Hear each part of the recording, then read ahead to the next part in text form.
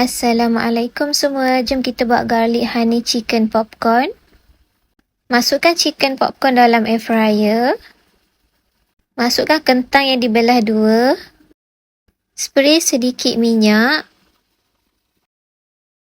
Bakar pada suhu 200 selama 15 minit. Ketepikan bila dah masak. Untuk sos pula, masukkan sos cili Thai.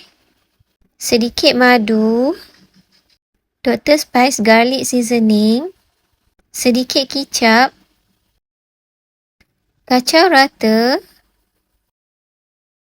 Masukkan sedikit air panas. Kemudian masukkan chicken popcorn yang telah masak.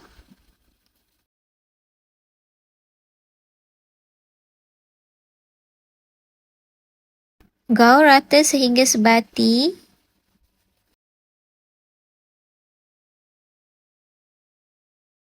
Tabur cili flakes.